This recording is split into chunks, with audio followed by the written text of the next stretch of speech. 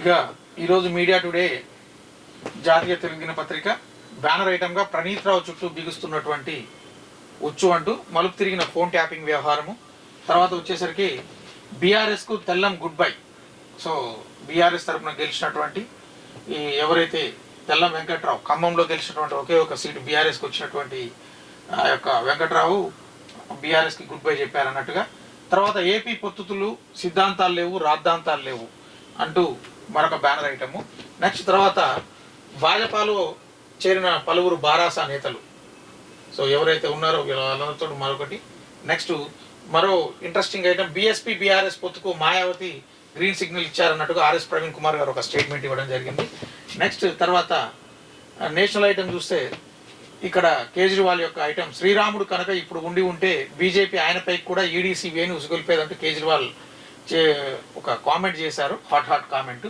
ఇది ఈరోజు media today యొక్క బ్యానర్ ఐటమ్స్.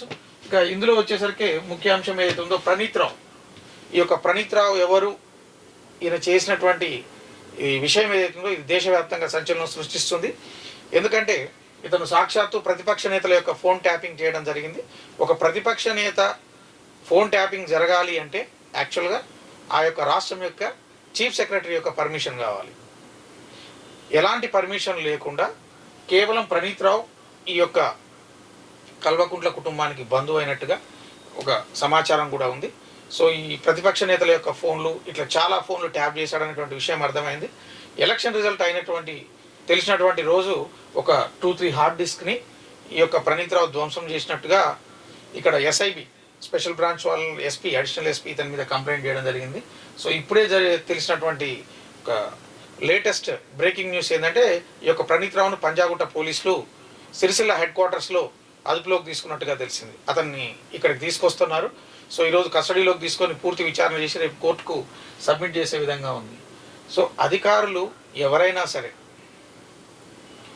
ఒక బ్యూరోక్రేట్ తన పరిధిలో చట్టపరంగా తను చేయాలి తప్ప రాజకీయ నాయకులు ఉన్నత పదవుల్లో ఉన్న వాళ్ళు ఇది చెయ్యి అది చెయ్యి అని చెప్పి ఇతనికి ప్రమోషన్ల ఆశో లేకపోతే ఇంకొక ఆశో, ఇంకా ఇతని యొక్క ప్రమోషన్ కూడా ఒక వివాదాస్పదమే.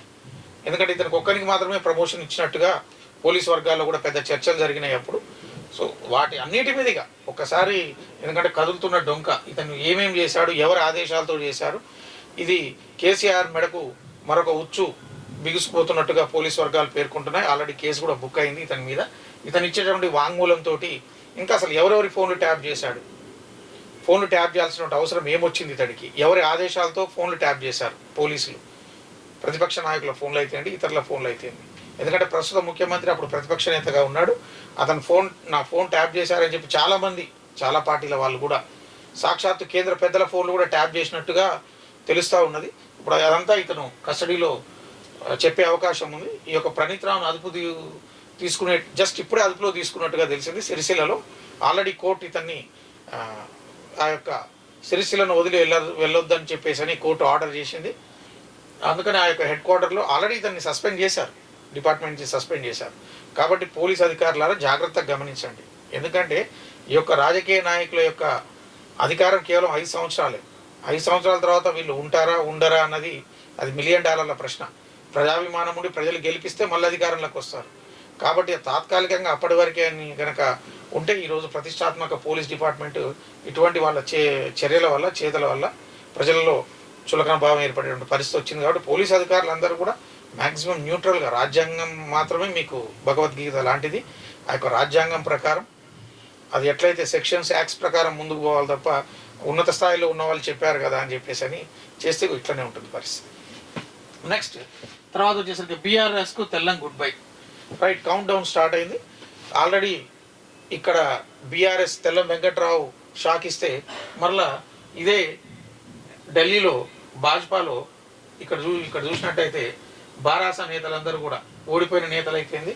అంతకుముందు ఉన్నటువంటి నేతలు సీతారాం నాయక్, ఎవరెవరంటే ఇక్కడ సార్వత్రిక ఎన్నికల వేళ ఎంపీలు మహబూబాద్, ఆదిలాబాద్ మాజీ ఎంపీలు సీతారాం నాయక్, నగేష్, హుజూర్నగర్ కొత్తగూడెం మాజీ ఎమ్మెల్యేలు శానంపురం సైదిరెడ్డి, జలగ వెంకట్రావు ఢిల్లీలో తరుణ్ చుగ్ సమక్షంలో కాషాయం కండువా కప్పుకున్నారు. ఏదైతే మేము ఎనాలిసిస్ చేశామో త్రిముఖ పోటీ కాస్త ద్విముఖ పోటీ అయింది. అంటే ఇప్పుడు ఈ యొక్క సాధారణ ఎన్నికల్లో, లోక్సభ ఎన్నికల్లో కేవలం పోటీ రెండు పార్టీల మధ్యనే ఉంటుందనేది ఒక క్లారిటీ అనేది వచ్చేసింది ప్రజలకు కూడా. ఆ యొక్క క్రమంలోనే ఇది పసిగట్టినటువంటి మాజీ ప్రజాప్రతినిధులు అనుకోండి, గెలుపొందిన వాళ్ళు అయితేంది, అందరూ కూడా వాళ్ళ యొక్క పార్టీ కండువాన్ని మార్చడానికి సిద్ధమయ్యారు. దీంట్లో విచిత్రం ఏం లేదు. నీవు నేర్పిన విద్య నీరజాక్ష అంటూ కేసీఆర్ని వాళ్ళు తిరిగి కామెంట్ చేస్తూ ఉన్నారు. ఎందుకంటే ఇప్పటివరకు వీళ్ళు అధికారాలు అనుభవించి అక్కడ ఆ పార్టీలో అధికారాలు అనుభవించి ఇప్పుడు మీ కుటుంబ పాలన వల్లే, మీ అవినీతి వల్లే ఈరోజు ప్రజల మధ్య అయ్యాం. ఇక బీఆర్ఎస్ కోలుకునే పరిస్థితి లేదు ఇప్పట్లో, ఇక రాదు బీఆర్ఎస్ ఎట్టి పరిస్థితిలో రాదు అనేటటువంటి ఒక ఆలోచన వచ్చి మాజీ ప్రజాప్రతినిధులు, ప్రస్తుత ప్రజాప్రతినిధులు, ఎక్కడైతే తెల్ల వెంకట్రావు భద్రాచలం ఖమ్మం డిస్టిక్లో ఉన్నటువంటి ఒకే ఒక ఎమ్మెల్యే ఇప్పుడు టోటల్గా మొత్తం కూడా ఖమ్మం జిల్లా, ఉమ్మడి ఖమ్మం జిల్లా మొత్తం కూడా కాంగ్రెస్ మయంగా కనిపిస్తూ ఉంది.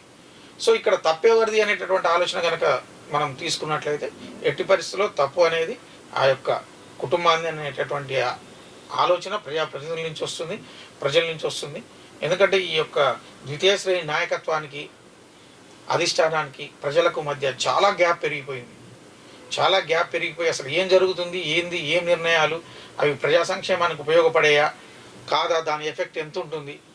ఎందుకంటే ఇక్కడ వ్యక్తికి తగిన ఆత్మగౌరవం లభించకపోతే, ముఖ్యంగా తెలంగాణ అనేది ఆత్మగౌరవ నినాదంతో ఏర్పడ్డది. ఆ యొక్క ఆత్మగౌరవం కనుక సరిగా లభించకపోతే ఇక్కడ ఉన్నటువంటి సిచ్యువేషన్, ఎందుకంటే ఒక 2 నెలల్లోనే మొత్తం తారుమారైపోయి ఇప్పుడు అభ్యర్థులు దొరకనటువంటి పరిస్థితి ఏర్పడ్డది బీఆర్ఎస్కి. సో ఇంకొక లేటెస్ట్ న్యూస్ నిన్న కూడా డిస్కస్ చేసాం. బీఎస్పీ బీఆర్ఎస్ పొత్తుకు మాయావతి గ్రీన్ సిగ్నల్ ఇచ్చారని ఆర్ఎస్ ప్రవీణ్ కుమార్ గారు, తెలంగాణ బీఎస్పీ చీఫ్, ఒక ప్రకటన ఇవ్వడం జరిగింది. అంటే మనం ఎక్స్పెక్ట్ చేయొచ్చేమో ఏది బీఎస్పీ తర్వాత బీఆర్ఎస్ కలిసి పోటీ చేస్తాయని. ఆల్రెడీ నిన్ననే అనలైజ్ చేసినాం. ఎందుకంటే ఇప్పుడు ప్రస్తుతం కేసీఆర్ గారి యొక్క స్ట్రాటజీ మొత్తం కూడా బహుజనులే స్ట్రాటజీగా ఉంది. ఎందుకంటే ఏదైతే ఓసీ వర్గాలు అయితే ఉన్నాయో, అగ్రవర్ణాలు అయితే ఉన్నాయో, రెడ్డి, ఓసీ మొత్తం అందరూ కూడా ఎవరైతే అగ్రవర్ణాల వాళ్ళు మొత్తం కూడా కాంగ్రెస్ పార్టీతోటి ఉన్నారు. ఇప్పుడు ప్రస్తుతం ముందులో ఉన్నటువంటి రెడ్లు మొత్తము, తర్వాత ఇక్కడ ఆల్రెడీ బీఆర్ఎస్లో ఉన్నటువంటి రెడ్లు అందరూ కూడా వరుసగా ప్రస్తుతం పదవిలో ఉన్నవారు, ఎమ్మెల్యేలు అయినవారు, కానివారు అందరూ కూడా అటేపై వెళ్తుండటంతో గులాబీ బాస్ సడన్గా ఒక స్ట్రాటజీ తీసుకోవడం జరిగింది. ఆ యొక్క స్ట్రాటజీలో భాగమే ఇప్పుడు కవిత గారు జ్యోతిరావు పూలే విగ్రహాన్ని అసెంబ్లీలో పెట్టాలనడం, తర్వాత వచ్చేసరికి ఆ యొక్క స్ట్రాటజీలో భాగమే BSP chief, Telangana chief RS Praveen Kumar, అంటే మాయావతి గారితో నేను మాట్లాడతాను, భయంతో మాట్లాడతానని నిన్న స్టేట్మెంట్ ఇవ్వడము, ప్రవీణ్ కుమార్ కూడా మాయావతి గారిని ఒప్పించడము ఈ యొక్క పోటీకి అనేది ఇదొక చరిత్రాత్మకంగా మిగిలిపోతుంది. ఎందుకంటే బహుజనులు ఇప్పుడు ఈ యొక్క బహుజనులకు సరైన లీడర్షిప్ లేదు అనేది నిన్న మనం అనలైజింగ్ చేసుకున్నాము. ఈ యొక్క బహుజనుల యొక్క లీడర్షిప్ను కనుక కరెక్ట్గా క్యాచ్ చేస్తే, కేసీఆర్ గారు క్యాచ్ చేసినట్లయితే ఇక్కడ ఇది, ఎందుకంటే ఇప్పుడు కేసీఆర్ గారికి ఓటు బ్యాంక్ కావాలి. ఇప్పుడు తనకు ప్రాణాన్ని ఇచ్చేది ఓటు బ్యాంక్. ఇక్కడ ప్రజాప్రతినిధులు ఆల్రెడీ పోతున్నారు, ఉన్నవాళ్ళు పోతున్నారు, పార్టీ మారుతున్నారు. రేపటి రోజు ఈ పార్టీ ఎంతవరకు వస్తుందంటే 2/3 మెజారిటీ ఏదైతే ఉంటుందో అసెంబ్లీలో విలీనమైన ఆశ్చర్యపోవాల్సిన పని లేదు. ఎందుకంటే వీళ్ళు అంతకుముందు కాంగ్రెస్ను కూడా ఏదైతే 11-12 సీట్స్ అప్పుడు గత 2018లో ఎట్లయితే వీళ్ళలో మెర్జ్ చేసుకోవడానికి ప్రయత్నించారో, వీళ్ళు ఒప్పుకున్నారో, అది జరిగినా ఆశ్చర్యపోవాల్సిన పని లేదు. కానీ ఇప్పుడు కనీసం పరువైనా దక్కించుకునే పనిలో బీఆర్ఎస్ బాగా ఆలోచించి ఎస్సీ, ఎస్టీ, బీసీ, మైనారిటీ వర్గాలకు గాలం వేయడానికి మరలా రెడీ అయింది. ఎందుకంటే ఇప్పుడు కూడా ఈ యొక్క తెలంగాణలో నీళ్లు, నిధులు, నియామకాలని కనుక మరలా చెప్తే నమ్మే పరిస్థితిలో ప్రజలు లేరు, వీళ్ళు ఎవరు లేరు. కాబట్టి గులాబీ బాస్ సరికొత్త స్ట్రాటజీకి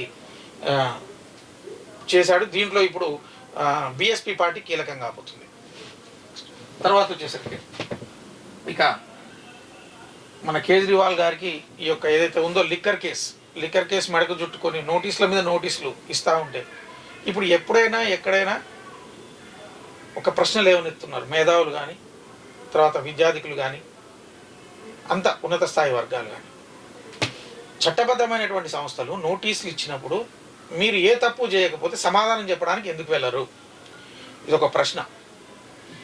ఎందుకు అనంటే మీకు కేవలం మీకు నోటీసులు ఇచ్చేది దేనికి? మీ యొక్క వివరణ తీసుకోవడానికి. అంటే మీరు వివరణ తీసుకోవడానికి పిలిచేటటువంటి ఏజెన్సీల దగ్గరకు కూడా మీరు వెళ్ళట్లేదంటే దాని అర్థం ఏంటి అంటే ఆ యొక్క తప్పులో మీరు భాగమైన అయి ఉండాలి, లేదా పరోక్షంగా ఆ తప్పుకు జరగడానికి కారణమైన అయి ఉండాలి.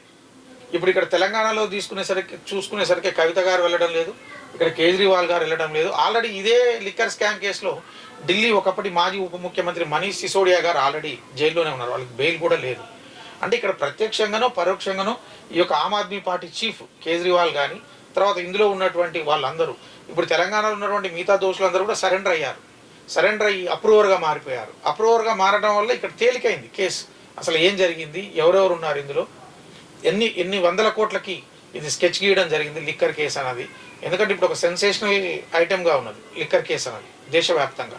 ఈ యొక్క ఎన్నికల్లో కూడా ఇది ఒక భాగం కాబోతుంది. అందుకని ఆమ్ ఆద్మీ పార్టీకి కూడా ఒక మచ్చగా తయారైపోయింది. అందుకని ఇప్పుడు కేజ్రీవాల్ గారు కూడా, ఎందుకంటే మొత్తం చట్టం తెలిసినటువంటి వ్యక్తి, విద్యాధికుడు, ఉన్నత వ్యక్తిత్వం కలిగిన వ్యక్తి, మీరు ఎందుకు కేజ్రీవాల్ గారిని కూడా ప్రశ్నిస్తున్నారు అందరు కూడా. ఏమని, మీరు నోటీసులు వచ్చినప్పుడు వెళ్ళి సమాధానం ఇవ్వండి నోటీసులకి.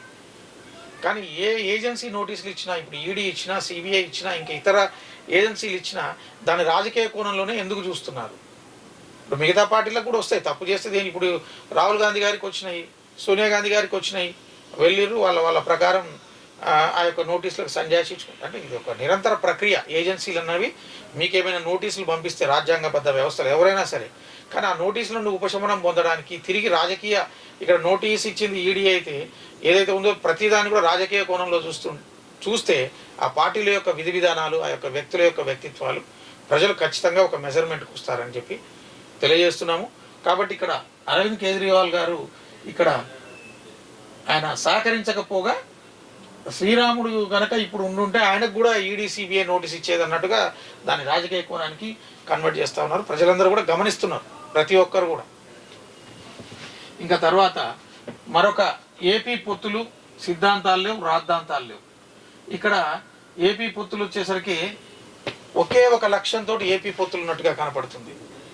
ఏపీ ఒక 20 సంవత్సరాలు వెనకబడిపోయిందని ప్రజలలో ఒక విధమైనటువంటి భావన కలిగించేలా చేయడంలో ప్రతిపక్షాలు సక్సెస్ అయ్యాయని చెప్పొచ్చు. ఇక్కడ జగన్మోహన్ రెడ్డి పాలన మొత్తం కూడా ఓన్లీ బటన్స్ నొక్కి డబ్బులు ఇచ్చినంత మాత్రాన మౌలిక సదుపాయాల అభివృద్ధి ఎలా జరుగుతుంది, విద్య ఎలా డెవలప్ అయింది, ఉపాధి ఎలా డెవలప్ అయింది, వైద్యం ఎలా డెవలప్ అవుతుంది, ఏమీ లేకుండా కేవలము ప్రజలకు డబ్బులు ఇస్తే అది డెవలప్మెంట్ అనేటటువంటి ప్రశ్నని లేవనెత్తి ప్రజలందరిలో కూడా సరికొత్త ఆలోచనలను తీసుకురావడంలో ఈ యొక్క ప్రతిపక్షాలు సక్సెస్ అయ్యాయని చెప్పవచ్చు. కాబట్టి ఇక్కడ క్షేత్రస్థాయిలో సర్వే చేసుకున్నటువంటి బీజేపీ పార్టీ అక్కడ ప్రజల యొక్క భావన, ఆలోచన మొత్తం కూడా మారిపోయిందని గమనించి ఈ యొక్క బీజేపీ పార్టీకి అక్కడ 1% కూడా ఓటు బ్యాంక్ లేదు వాస్తవానికి. సో వీళ్ళతోటి కలిసి ఇప్పుడు ముందుకెళ్ళినట్లయితే ఎంపీ సీట్లు కానీ, తర్వాత ఏమైనా ఎమ్మెల్యే సీట్లు కానీ వస్తే కొద్దిగా ఐడెంటిటీ ఉంటుందని వీళ్ళు, తర్వాత చంద్రబాబు గారు, పవన్ కళ్యాణ్ గారు కేంద్రం యొక్క సపోర్ట్ ఉంటేనే అభివృద్ధి పదంలో 20 సంవత్సరాలు వెనుకబడ్డటువంటి ఆంధ్రాని మనం తిరిగి తీసుకొచ్చుకోవచ్చు కొంచెం. ఎందుకంటే నిధులు కావాలంటే కేంద్ర ప్రభుత్వ సపోర్ట్, సహకారం, ప్రోత్సాహం తప్పనిసరి అని గ్రహించి ఇక్కడ ఎక్కడా కూడా శషబిషలకు పోకుండా, ఈగోకు పోకుండా వీళ్ళు ముగ్గురు కలిసి రంగంలోకి వచ్చేసరికి సరికొత్త కూటమి ఏర్పడి ప్రజల్లో ఒక భరోసా కనిపించి, సో దాని యొక్క ప్రతిఫలం కారణంగా ప్రజలందరూ కూడా ఆలోచనలు మొత్తం వచ్చిర్రు. ఎందుకంటే ఇక్కడ జగన్ గారు నొక్కినటువంటి బటన్స్ వల్ల అకౌంట్లో డబ్బులు ఇవ్వడం కానీ వాళ్ళ జీవితాల్లో ఎలాంటి మార్పు కూడా రాలేదు. ఎందుకంటే విద్య డెవలప్ కాలేదు, వైద్యం డెవలప్ కాలేదు, మౌలిక సదుపాయాలు డెవలప్ కాలేదు, రోడ్డు రవాణా డెవలప్, అంటే ఈ డెవలప్ కావాల్సినవి తప్ప, అంటే వ్యక్తులకు డబ్బులు ఇచ్చినంత మాత్రాన ఈ డబ్బులు ఇవ్వడం వల్ల కూడా రాష్ట్ర సంపద అమాంతంగా అప్పులు పెరగడం జరిగిందనమాట.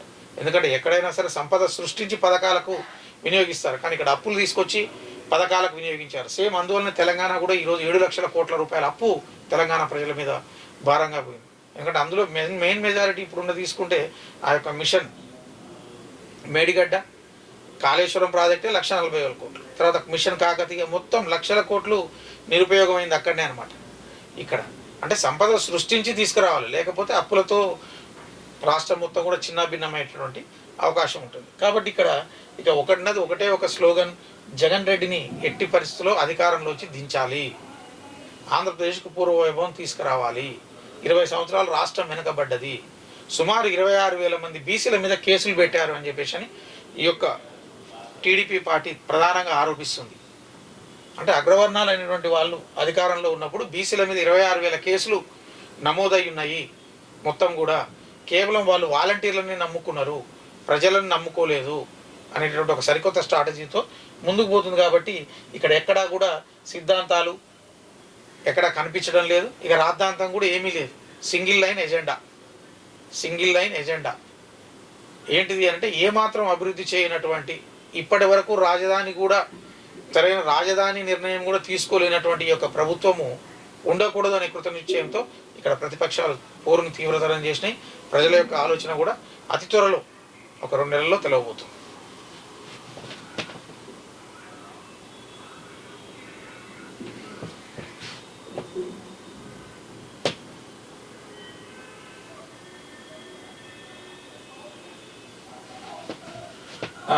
ఇక నేషనల్ ఐటమ్ చూసినట్టయితే ఇప్పుడు నిన్న టీఎంసీ తృణమూల్ కాంగ్రెస్ మమతా బెనర్జీ గారు ఏకపక్షంగా ఇండియా కూటమికి తెలియకుండా స్థానాలను అనౌన్స్ చేశారు. లోక్సభ స్థానాలను అనౌన్స్ చేశారు. అందులో సిట్టింగ్లకు మొండి చేయి చూపించారు. ఇంకా కాంగ్రెస్ స్నేహస్తం సాచి ఉంచింది. రాష్ట్రంలోని మొత్తం 42 స్థానాలకు టీఎంసీ అభ్యర్థులను ప్రకటించడంపై కాంగ్రెస్ అధ్యక్షుడు మల్లికార్జున ఖర్గే స్పందించారు. మా తలుపులు ఇంకా తెరిచే ఉన్నాయి, ఉపసంహరణ తేదీకి ముందు ఎప్పుడైనా పొత్తు ఖరారు కావచ్చని ఒక సరికొత్త స్టేట్మెంటు ఏఐసిసి అధ్యక్షుడు మల్లికార్జున ఖర్గే పేర్కొనడం జరిగింది. చూద్దాం మరి ఆ పొత్తు ఉంటుందా ఉండదా, మమతా బెనర్జీ మరి ఇండియా కూటమితో కలవడానికి ఇష్టపడతారా, లేదా కాంగ్రెస్తో పోయినట్టయితే ఓటు బ్యాంకు పెరుగుతుందా తగ్గుతుందా అనేటువంటి ఆలోచనలు ముందు ఉపసంహరణ తేదీ కన్నా ముందు జరిగితే, అంటే పొత్తు వీళ్ళిద్దరి మధ్య ఉండేటువంటి అవకాశాలు ఎక్కువగా ఉన్నాయి. ఎందుకంటే అక్కడ మమతా బెనర్జీ కూడా సిట్టింగ్లకు దగ్గర 7-8 మందికి సిట్టింగ్లకు కూడా సీట్ నిరాకరించింది. ఇక సరికొత్త స్టేట్మెంటు, ఖమ్మం టికెట్ రావకుండా బట్టి అడ్డుపడుతున్నారంటూ విహెచ్ ఒక బాంబు పేల్చారు నిన్న. సో ఇది చాలా ఇంట్రెస్టింగ్గా, నేను బ్యాక్వర్డ్ క్లాస్ వ్యక్తిని కాబట్టి ఎవరైతే ఉన్నారో వీళ్ళు మొత్తం కూడా, నేను ఇంకొకటి పని చేయటం వల్ల రేవంత్ రెడ్డి గారు ఎన్నికలలో బాగా కష్టపడి పనిచేయడం వల్ల ఈరోజు కాంగ్రెస్ అధికారంలోకి వచ్చింది. కాబట్టి రేవంత్ రెడ్డి ముఖ్యమంత్రి కావడమే కరెక్ట్ అని విహెచ్ గారు స్టేట్మెంట్ ఇవ్వడం జరిగిందంట. సో ఆ స్టేట్మెంట్ను బేస్ చేసుకొని బట్టి గారి యొక్క మనసులో విహెచ్ గారిని, ఎందుకంటే అంతకుముందు ఎమ్మెల్సీగా బట్టి గారు కావడంలో కూడా విహెచ్ గారి పాత్ర ఉన్నది, అది అందరికీ తెలిసినటువంటి విషయమే. 2019 వరకు బట్టి గారు ఏ ప్రోగ్రాం చేసినా కూడా హనుమంతరావు గారిని పిలిచేది. ఎందుకంటే బలం ఉన్నటువంటి వ్యక్తి, చాలా సీనియర్, కాంగ్రెస్లో చాలా సీనియరు హనుమంతరావు గారు.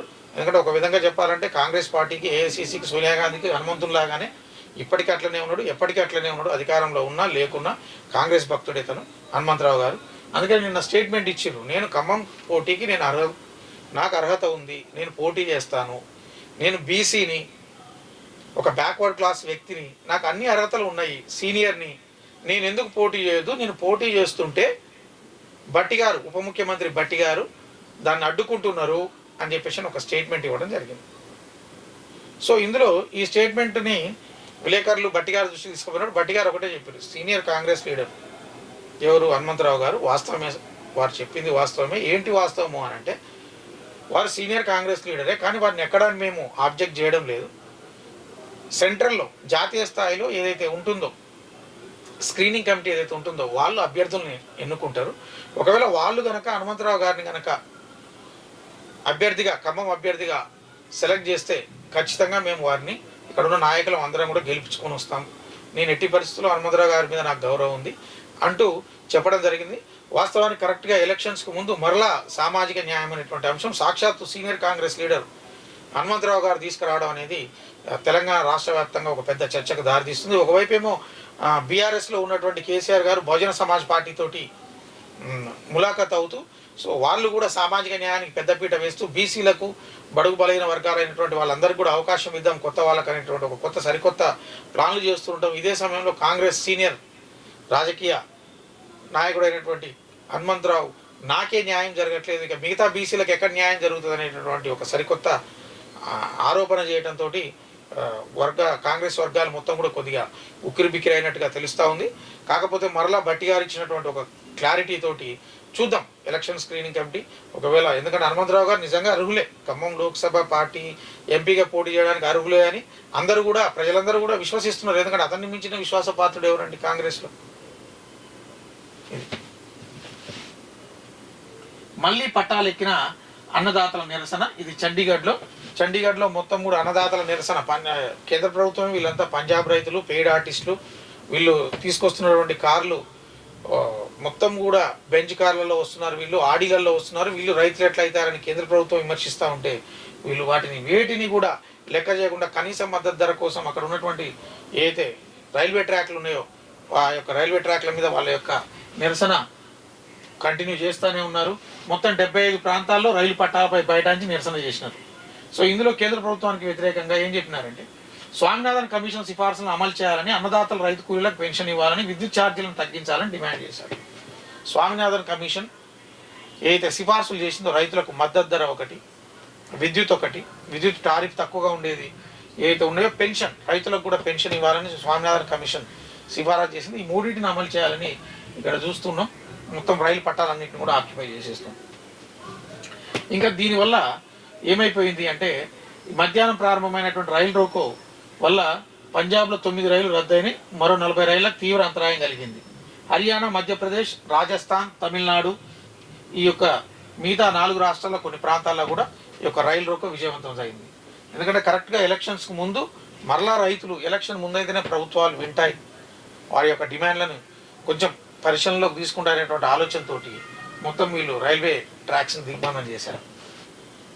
ఇక గట్టిగా కొట్లాడితే జైరాబాద్లో బారాసద గెలుపు కేసీఆర్, పార్టీ అభ్యర్థిగా గాలి అనిల్ కుమార్. పడరాని పాటలు పడుతున్నాడు కేసీఆర్ పాపం. ఎందుకంటే గట్టిగా కొట్లాడితే ఎక్కడ జైరాబాద్ టికెట్ మనకే వస్తుందంటూ ఒక అంటే వాళ్ళలో ఒక ధైర్యము, ఉత్సాహాన్ని నింపేటటువంటి ఒక ప్రయత్నం చేస్తున్నారు గులాబీ బాస్. చూద్దాం మరి గులాబీ బాస్ యొక్క ఆలోచనలు ఫలిస్తాయో లేదో అది కొద్ది రోజుల్లో తేలబోతుంది. గాలి అనిల్ కుమార్ని పార్టీ అభ్యర్థిగా ఇచ్చేశారు. ఇంకా ఇక్కడికే ఇంకొకటి కూడా చెప్పింది ఏంటంటే కాంగ్రెస్ ప్రభుత్వం ఏర్పడిన కొద్ది రోజుల్లోనే దానిపై ప్రజలు తీవ్ర వ్యతిరేకత వచ్చింది. రైతు బంధు సొమ్ము విడుదల చేయలేదు, సాగునీరు తాగునీరు రావడం లేదు, కరెంటు కష్టాలు మొదలయ్యాయి, హామీలు అమలు చేయడం లేదు. ప్రజలు ఇప్పటికే నిరసనలు తెలుపుతున్నారు. మనం ప్రజల పక్షాన్ని నిలబడదాం, వారి సమస్యలపై కొట్లాడదాం. ఉద్యమ పార్టీగా మనకు అనుభవం ఉంది. ప్రజల హక్కులను కాపాడుకోవడానికి మరో ఉద్యమాన్ని నిర్మిద్దామని కేసీఆర్ అన్నారు. అంటే చివరికి ప్రజలందరూ మిమ్మల్ని పక్కన పెట్టిన తర్వాత కానీ మీరు ప్రజల యొక్క కోరికలు, ప్రజల యొక్క హక్కులు మీకు గుర్తుకు రాలేదు. మిమ్మల్ని అధికారంలో ఉన్నంత ఎక్కడ ఉన్నాయండి నిరసనలు? ఎక్కడ నిరసనలు ఉన్నాయని చెప్పండి. రైతు బంధు సొమ్ము విడుదల చేయాలని ఎక్కడ నిరసన చేసిర్రు? ఆల్రెడీ క్లారిటీ ఇచ్చినారు. మార్చి 15 లోపు అకౌంట్లలో డబ్బులు పడతాయని చెప్పేసి క్లారిటీ ఇచ్చారు ముఖ్యమంత్రి. నెక్స్ట్ తర్వాత సాగునీరు తాగునీరు ఎక్కడ లేదు. సాగునీరు తాగునీరు ఎక్కడ ఇబ్బంది అవుతుంది. కరెంటు కష్టాలు ఎక్కడ కరెంటు కష్టాలు మొదలైనవి. అప్పటికి ఏది పొలిటికల్ స్ట్రాటజీ పొలిటికల్గా తీసుకున్నటువంటి విషయంలో మీకు కోఆపరేట్ చేసినటువంటి కొంతమంది విద్యుత్ అధికారులను సస్పెండ్ చేసింది కూడా గవర్నమెంట్. అంటే హామీలు అమలు చేయడం లేదు. 5 గ్యారెంటీలు అమలు అయిపోయినాయి కదా 100 రోజులకు ముందే. 35,000 ఉద్యోగాలు ఇచ్చినారు. ప్రజలు ఇప్పటికే నిరసనలు తెలుపుతున్నారు. మనం ప్రజల పక్షాన్ని నిలబడదాం. ఇప్పుడు సరికొత్తగా వింటున్నాం మేము, మనం ప్రజల పక్షాన్ని నిలబడదాం. సో మీరు ఎప్పుడున్నారండి ప్రజల పక్షం? ప్రజల గురించి ఎప్పుడు విన్నారు మీరు? కేసీఆర్ గారు నిరుద్యోగుల గురించి వినరా? సామాన్య ప్రజానికాన్ని కోస పట్టించుకున్నారా? ఎక్కడ ఉన్నారు? ప్రజల పక్షాన్ని నిలబడి ప్రజల కోసం పనిచేస్తే మిమ్మల్ని ఈరోజు ఈ యొక్క 39 సీట్లకు ఎందుకు పరిమితం చేస్తారు? ఇప్పుడు ఆ 39లో కూడా మొత్తం చాయిస్ 24 మెంబర్స్ జంప్ అయ్యడానికి అవకాశం ఉందన్నట్టుగా రిపోర్ట్స్ ఉన్నాయి. మ్యాజిక్ ఫిగర్ 24 అది మీకు కూడా తెలుసు. అది త్వరలో కాకపోతే అభ్యర్థులలో మీరు మీ పార్టీ అంతర్గత విషయం కాబట్టి మీకు స్వేచ్ఛ ఉన్నది. మీ అభ్యర్థులకి బాగా ప్రోత్సాహాన్ని అందించండి, వాళ్ళు పార్టీని చేజారకుండా చూడండి. ఇక్కడ ఇంకొకటి కూడా ఏంటంటే ఇప్పుడు ఈ నిలబెట్టినటువంటి అభ్యర్థులు కనీసం పోటీలో ఉంటారా లేదా అన్నది కూడా మనకు త్వరలో తెలుస్తుంది. ఎందుకంటే అట్లాంటి ఒక నిర్వేదం ఏర్పడ్డది, పార్టీ శ్రేణులలో ఏర్పడ్డది. అంటే ఒక గ్యాప్ అనేది వచ్చింది మొత్తం. టీఆర్ఎస్లో కూడా ఎక్కడ తప్పు జరిగింది, నిజమే కదా ఈ స్కామ్లన్నీ బయటపడతా ఉంటే నిజమే కదా అనే ఫీలింగ్ వస్తుంది. ఎక్కడ ఏ డిపార్ట్మెంట్ చూసుకున్నా స్కామే, ఏ డిపార్ట్మెంట్ చూసుకున్నా అవినీతే. సైకిల్ మోటార్ మీద 120 గొర్రెల కాంచి మొదలు పెడితే అంబులెన్స్లో దగ్గర 200 గొర్రెల వరకు, అటు పశుసంవర్ధక శాఖ, ఇటు సీడ్స్, ఇటు ఇరిగేషను, అటు తర్వాత వచ్చేసరికి టానిక్, లిక్కర్, మొత్తం మీరు ఇందులో ఇన్వాల్వ్ అయిన దాకా మంచి అధికారులను, అంతకుముందు పేరున్న అధికారులను కూడా మొత్తం కూడా పొల్యూట్ చేసి పడేసినారు. ఇప్పుడు వాళ్ళు పీకల్లో కేసులో మునిగిపోయి సమాజం దృష్టిలో ఆ కుటుంబాలు మొత్తం కూడా సమాజం దృష్టిలో ఒక ఏమంటారు ఒక నేరం చేసిన వాళ్ళ మాదిరిగా ఈరోజు సమాజం దృష్టిలో నిలబడి రేపు మిగతా అధికారుల ముందు ఎంత చులకనైపోయారు మీ యొక్క విధానాల వల్ల. మరలా ఇప్పుడు ప్రజల పక్షాన్ని నిలబడతామంటే ప్రజలు వినే పరిస్థితిలో ఉండరు. కానీ బాధ్యత గల ప్రతిపక్షంగా వ్యవహరించండి. No problem. ప్రభుత్వం ఏ తప్పు చేసినా నిలదీయండి. ప్రజలు మీ వెంట ఉంటారు. అంతేగాని ఎలక్షన్లప్పుడు మాత్రమే రాజకీయాలు చేయండి, ఎలక్షన్ తర్వాత అభివృద్ధికి సహకరించండి. ప్రభుత్వం ఏ తప్పు చేసినా నిలదీయండి. మీరు సరైన ప్రతిపక్షంగా ఉంటే ఈ 5 సంవత్సరాలు గడిచిన తర్వాత ఖచ్చితంగా మీ మాటే వినొచ్చాం ప్రజలు. బాధితాయుత ప్రతిపక్షంగా కేసీఆర్ గారు ఉన్నారు, బీఆర్ఎస్ పార్టీ ఉన్నది. కాబట్టి ఈసారి బీఆర్ఎస్ని అభిమానిద్దాం, ఓటేద్దాం అనేటువంటి పరిస్థితి తీసుకొచ్చుకోండి. కానీ లేనిపోని తీసుకొచ్చి ప్రజల మధ్య సరికొత్తగా రెచ్చగొట్టి, ప్రజలను రెచ్చగొట్టి, వైషమ్యాలను సృష్టించి ఇక్కడ ఏం లేదు, వీళ్ళ హామీలు నెరవేరట్లేదు కావట్లేదు అని అంటే ఇక్కడ ఉన్నటువంటి 4 కోట్ల మంది ప్రజలు కూడా పిచ్చివాళ్ళు కాదు. 10 సంవత్సరాలు విన్నాం మీది, మీకు ఓట్లు వేసినారు, వాళ్ళకి అనుభవం అయింది. ఇప్పుడు 5 హామీలు కూడా అమలైపోయినాయి. ఇక్కడ ఈ యొక్క ప్రజాప్రభుత్వం అమలు చేస్తుంది. ఈరోజు ఇందిరమ్మ ఇళ్లను కూడా అనౌన్స్ చేయబోతుంది 11th డేట్. ఇప్పుడు మీడియా అనేది ఏ ఒక్కరికి అవకాశం కాదు. ప్రస్తుతం ప్రభుత్వం చేస్తున్న పనులు చెప్తున్నాం. ఇప్పుడు మేము ప్రజల పక్షమే.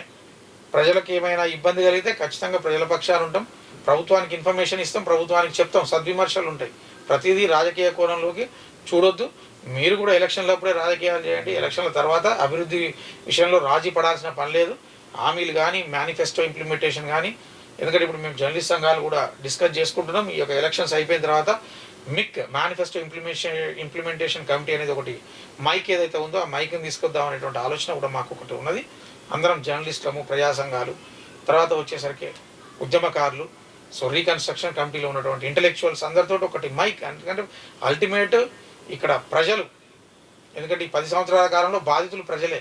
ఎక్కడ మీ రాజకీయ నాయకులు బాధపడ్డట్టు ఎక్కడా లేదు. మీరేం బాధలు పడలేదు. ప్రజాప్రతినిధులు కానీ రాజకీయ నాయకులు ఎక్కడా బాధలు అనుభవించలేదు. బాధలు అనుభవించిందల్లా సామాన్య ప్రజానీకం, జర్నలిస్టులు, నిరుద్యోగులు, వీళ్ళందరూ. కాబట్టి ఒకటే మేము చెప్తున్నది, రాజకీయాల ఏదైనా ఉంటే రాజకీయ కోణం అనేది ఎలక్షన్స్ వరకే పరిమితం చేయండి. మీరు పెద్దవాళ్ళు, మీరు విఘ్నులు, అర్థం చేసుకుంటారు కూడా. ఇక 3/2 మెజారిటీ వస్తే రాజ్యాంగ సవరణ. భాజపా ఎంపీ వ్యాఖ్యలు చేసిండు, మండిపడ్డ కాంగ్రెస్ అది పార్టీ వైఖరి కాదన్న కమల్నాథులు. సో ఇక్కడ భాజపా ఎంపీ తను చేసినటువంటి వ్యాఖ్యలు ఏవైతే ఉంటాయో, అవగాహన లోపంతో చేసినటువంటి వ్యాఖ్యలు ఏవైతే ఉంటాయో, ఆ యొక్క వ్యాఖ్యలు అవగాహన రాహిత్యంతో చేసిన కాంగ్రెస్ విమర్శించింది. ఏం చేసిండో చూద్దాం. కర్ణాటకకు చెందిన భాజపా ఎంపీ అనంత్ కుమార్ రెడ్డి రాజ్యాంగ సవరణకు సంబంధించి మరోసారి వివాదాస్పద వ్యాఖ్యలు చేశారు. భారత రాజ్యాంగాన్ని మార్చడానికి వీలుగా తమ పార్టీకి లోక్సభలో 3/2 మెజార్టీని అందించాలని ప్రజలను కోరారు. దీనిపై రాహుల్ గాంధీ సహా కాంగ్రెస్ నేతలు మండిపడ్డారు. భాజపా మాత్రం ఆ వ్యాఖ్యలు హెగ్డే వ్యక్తిగతం అని పేర్కొంది. అంటే భారత రాజ్యాంగాన్ని మార్చాలి అనేటటువంటి ఆలోచన ఈ యొక్క కర్ణాటక ఎంపీకి రావడం అతని యొక్క వ్యక్తిగత అభిప్రాయం. యాక్చువల్గా భారత రాజ్యాంగాన్ని మార్చడానికి అధికారాన్ని ప్రజలు ఎక్కడా కూడా అప్పచెప్పారు. అట్లా ప్రజలకు అవసరమై నిజంగా రాజ్యాంగంలో కొన్ని మౌలిక సూత్రాలు కానివ్వండి, తర్వాత ఏదైనా దానికి సంబంధించిన ఆర్టికల్స్ కానీ మార్చడానికి మాత్రమే ఉపయోగం ఉంటుంది. అది కూడా మెజారిటీ కాదు, ఉభయ సభలు దాన్ని యాక్సెప్ట్ చేస్తేనే అవుతుంది. కాబట్టి ఈ యొక్క అనంత్ కుమార్ హెగ్డే తన సొంత అభిప్రాయం అన్నట్టుగా బీజేపీ కూడా ఒక క్లారిటీ ఇచ్చింది. కాబట్టి ప్రజాప్రతినిధులు ఏది మాట్లాడినా కూడా ముఖ్యంగా రాజ్యాంగానికి సంబంధించినటువంటి విషయంలో ఆచితూచి మాట్లాడాలి. ప్రజలందరూ కూడా అబ్జర్వ్ చేస్తూ ఉంటారు. ఎందుకంటే ఇటువంటి ప్రజాప్రతినిధులు మనం ఎన్నుకుంది అనేటువంటి ఆలోచన దయచేసి ప్రజలకు తీసుకొచ్చే విధంగా ప్రవర్తించదు. ఇది ఇక్కడ ఫ్యామిలీ పంచాయతీ ఇప్పుడు present hot topic in Telangana. Lok Sabha ticket కోసం హైకమాండ్పై సీనియర్ల ఒత్తిడి.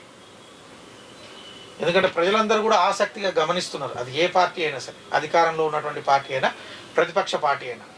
ఇక్కడ ఫ్యామిలీ పంచాయతీ, ఈ ఫ్యామిలీ అన్న పదం వల్లనే ఒక పార్టీ టోటల్గా ఒక రాష్ట్రం నుంచి అధికారాన్ని కోల్పోవడం జరిగింది. మరలా ఫ్యామిలీ అనేది తీసుకొస్తే ప్రజలు ఒప్పుకునే పరిస్థితిలో ఉండలేరు కూడా. అందుకనే రేవంత్ రెడ్డి గారు పదవిని అలంకరించగానే అప్పుడే ఒక స్టేట్మెంట్ ఇచ్చినట్టుగా ఉన్నది. ఏమని అంటే, నా యొక్క కుటుంబం నుంచి మా యొక్క అన్నలు కానీ మా యొక్క తమ్ముళ్ళు కానీ ఎవరు కూడా రాజకీయాల్లో ఉండరు, ఎవరికి కూడా మేము పదవులు ఇవ్వను. So hats off to the CM.